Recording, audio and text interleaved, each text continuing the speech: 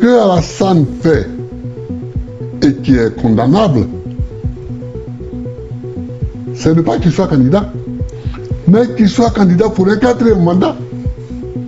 Alors que la Constitution dit de façon claire et nette qu'aucun individu ne peut être président pour plus de 2 mandats. Pour vous, il est dans l'illégalité. Mais total. Et c'est ça.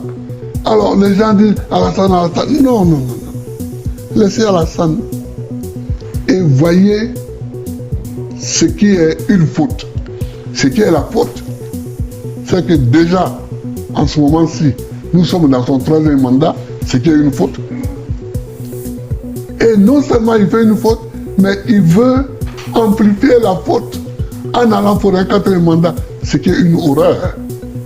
Pour vous, il ne doit pas être candidat, absolument pas. Mais la loi, et surtout que cette constitution-là, c'est lui qui l'a écrite.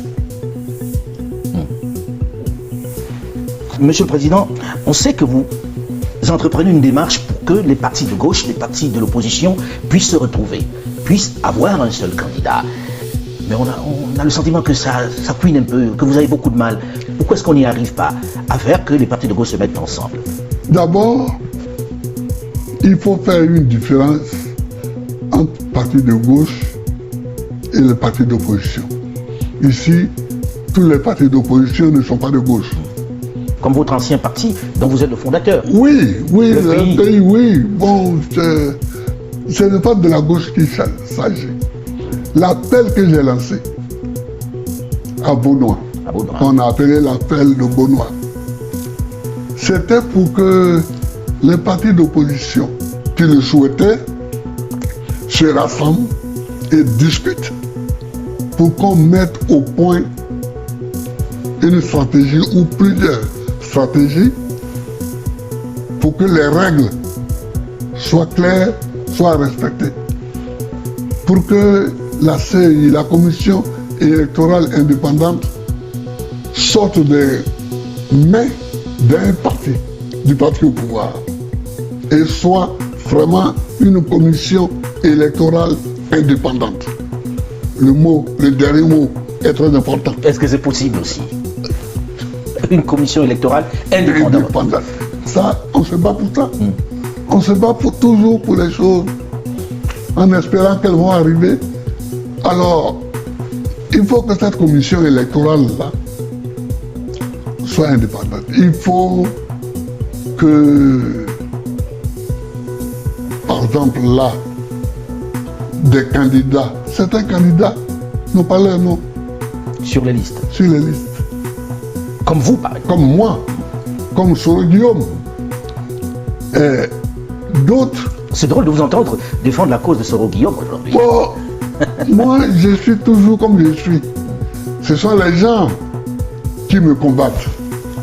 Mais même quand Soro Guillaume se battait, je l'ai regardé, lui et ses amis, et je leur ai dit, vous me combattez pour quelqu'un que vous ne connaissez pas.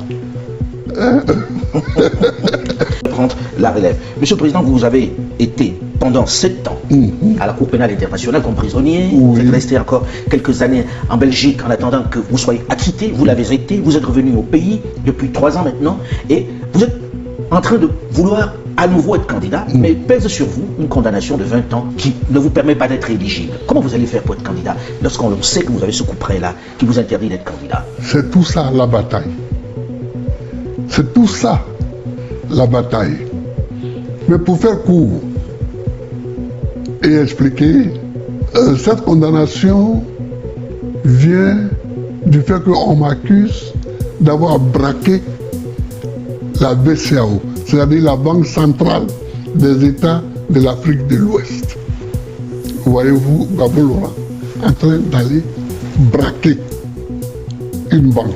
Vous n'avez pas donné d'ordre d'aller braquer cette banque? Bon, donc, c'est grotesque.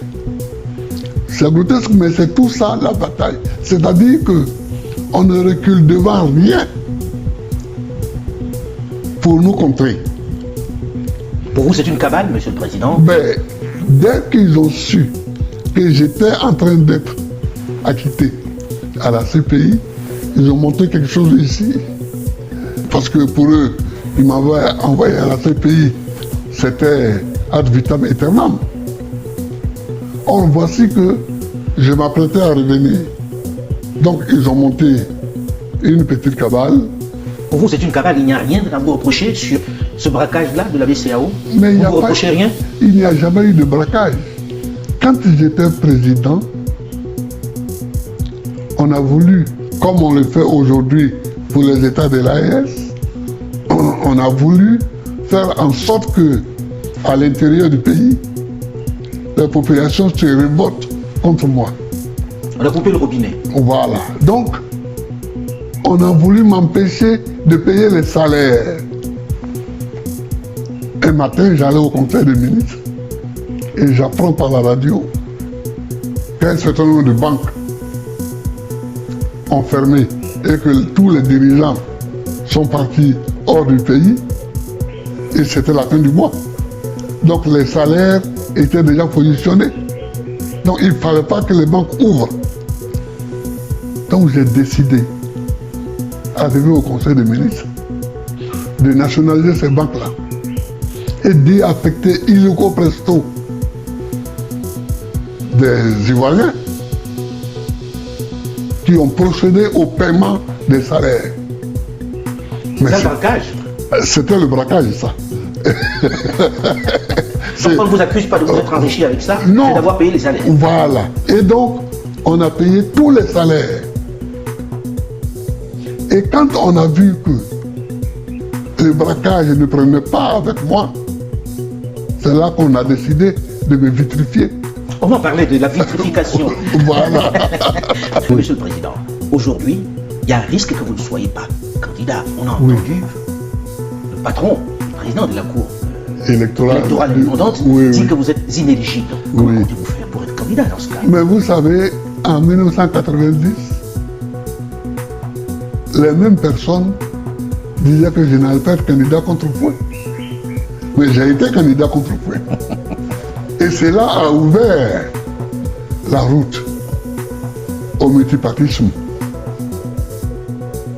Et cela a ouvert le débat politique.